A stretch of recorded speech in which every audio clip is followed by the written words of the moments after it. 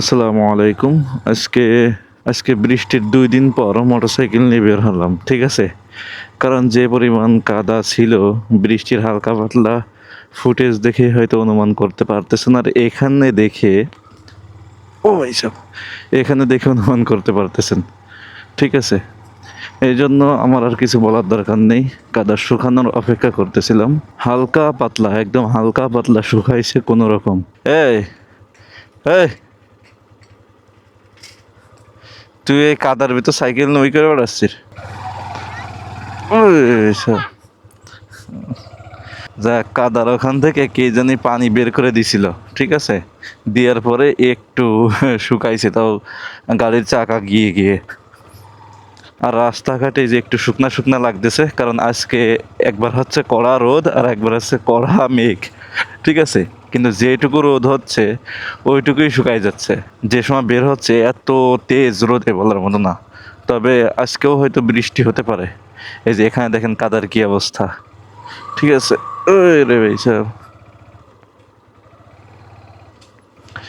এই কাদার জন্য বের হওয়া যায় না। মানে বৃষ্টি হইলে মোটরসাইকেল নিয়ে বের হওয়া যায় না।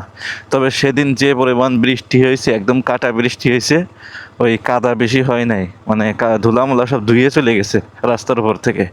ঠিক আছে, এই জন্য বেশি কাদা হয় নাই।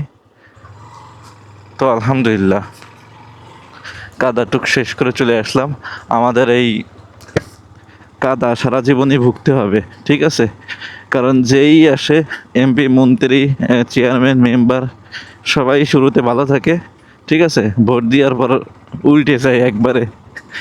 আমাদের এখানে এখনো এরকম হয়। অনেককেই নির্বাচিত করা হয়েছে, অনেককেই ক্ষমতায় দেওয়া হয়েছে ভোট দিয়ে, তা কেউ কিচ্ছুই করতে পারে নাই। সবাই শুধু ভোটের পর পিঠ দেখিয়ে চলে গেছে। তো এবার আর ব্যতিক্রম হবে না মনে হয়।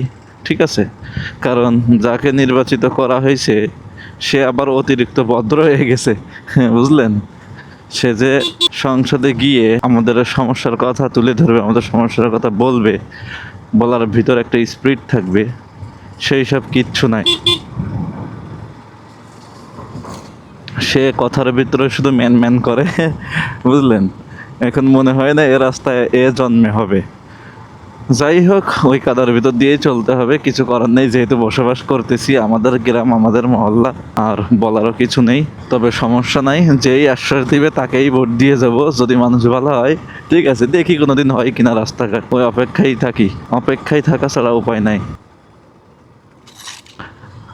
মেঘ দেখে ভিডিও করতে বের হলাম, এখন দেখতেছি টানা রোদ। ঠিক আছে, আর টানা রোদ ক্যামেরার উপরে পড়লে ভিডিও ভালো হয় না, একটু অন্যরকম হয়ে যায়। তারপরেও যেটুকু যেরকম হয় করতে থাকি।